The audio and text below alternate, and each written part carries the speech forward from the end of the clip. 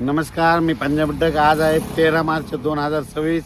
मी आलेलो आहे तेलंगणामध्ये आणि या ठिकाणी एक शेतकरी मेळावा आहे. मकाचं पीक प्रात्यक्षिक कार्यक्रम ठेवलेला आहे आणि या कार्यक्रमासाठी आलेलो आहे. या ठिकाणून खास तेलंगणात आलेलो आहे म्हणून या भागातील सर्व शेतकऱ्याला अंदाज देणार आहे. कारण की तेलंगणाच्या बाजूला नांदेड जिल्हा आहे, धर्माबाद आहे, आदिलाबाद आहे. म्हणून या सर्व शेतकऱ्याला सांगू इच्छितो की तुम्ही काय करा, 16 तारखेपर्यंत तुम्ही तुमचा गहू असेल, हरभरा असेल, कांदा असेल तुम्ही काढून झाकून ठेवा. कारण की तुमच्या तेलंगणामध्ये आणि तसेच नांदेड जिल्ह्यामध्ये बिलोली तालुक्यामध्ये, नायगाव तालुक्यामध्ये, नरसी तालुक्यामध्ये म्हणजे 16 तारखेला पावसाचं वातावरण होणार आहे, पाऊस येणार आहे. म्हणून हे नांदेड जिल्ह्यातल्या शेतकऱ्यांनी हा अंदाज लक्षात घ्यायचा. नांदेड जिल्हा, यवतमाळ जिल्हा, चंद्रपूर जिल्हा, वर्धा जिल्हा, नागपूर जिल्हा, भंडारा जिल्हा, गोंदिया जिल्हा, अमरावती, अकोला, बुलढाणा, हिंगोली, वाशिम, नांदेड, परभणी, लातूर ह्या जिल्ह्यातल्या सर्व शेतकऱ्याला सांगू इच्छितो की तुम्ही काय करायचं, 16 तारखेपर्यंत तुम्ही तुमचा गहू असेल, हरभरा असेल काढून झाकून ठेवा.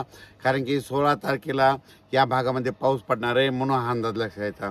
त्याच्यानंतर सांगायचं झालं तर राज्यामध्ये 17, 18, 19, 20, 21, 22पर्यंत दररोज वेगवेगळ्या भागात पावसाळ्यासारखा पाऊस पडणार आहे म्हणून हा अंदाज सर्व शेतकऱ्यांना लक्षात यायचा. म्हणजे सांगायचं झालं तर दररोज वेगवेगळा भाग धरणार आहे. त्याच्यामध्ये पूर्व विदर्भ, पश्चिम विदर्भ, दक्षिण महाराष्ट्र, उत्तर महाराष्ट्र, कोकणपट्टी, खानदेश, मराठवाडा सगळीकडे पुन्हा काय होणार आहे पाऊस. काही भागात 18, 19ला येईल, कोणत्या काही भागामध्ये 20 तारखेला येईल, काही ठिकाणी 17 तारखेला येईल म्हणून हा अंदाज लक्षात यायचा.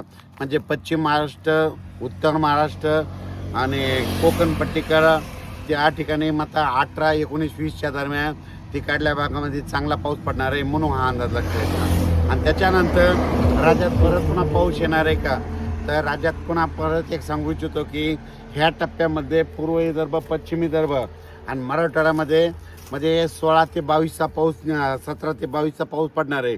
पण त्याच्यानंतर 24 पासून 24 मार्च, 25 मार्च आणि 26 मार्चचा पाऊस मात्र पूर्व आपलं उत्तर महाराष्ट्र या भागाकडे पडणार आहे म्हणून हा अंदाज लक्षात यायचा.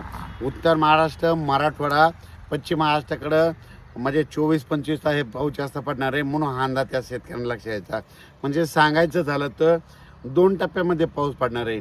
एक पहिला टप्पा 17 ते 22 पूर्व विदर्भ, पश्चिम विदर्भ, मराठवाडा ह्या भागात राहणार आहे. आणि दुसऱ्या टप्प्यातला ह्या पाऊस आता पश्चिम महाराष्ट्र, उत्तर महाराष्ट्र, कोकणपट्टी त्या पट्ट्यामध्ये जास्त राहणार आहे मराठवाड्याकडं.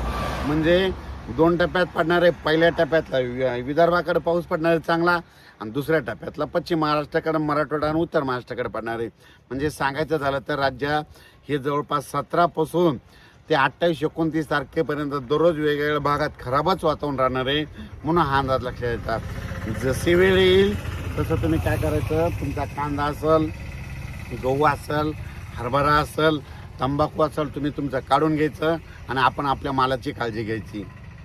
हा जो पाऊस पडणार आहे तो कसा पडणार आहे, काही ठिकाणी याची तीव्रता कशी राहणार आहे, काही भागामध्ये पावसाळ्यासारखा पाऊस पडणार आहे, काही ठिकाणी रिमझिम पडणार आहे. त्याच्यानंतर काही भागामध्ये काही भागाला सोडून देणार आहे आणि काही ठिकाणी वारच नुसतं सोडणार आहे. म्हणजे सांगायचं झालं तर काही ठिकाणी पडणार बी नाही, कुठं सोडून देईल, पण काही ठिकाणी मात्र पावसाळ्यासारखा पडणार आहे, काही ठिकाणी गारपीट देखील होणार आहे म्हणून हा अंदाज लक्षात यायचा. म्हणजे सांगायचं झालं तर 17, 18, 19, 20, 21 आणि त्याच्यानंतर 24, 25, 26च्या दरम्यान महाराष्ट्रातही तेलंगणा, आंध्र प्रदेश सगळीकडेच चांगला पाऊस पडणार आहे म्हणून हा अंदाज लक्षात यायचा. अचानक वातावरण बदल झालं तर परत एक मी शेतीला जाईल. धन्यवाद.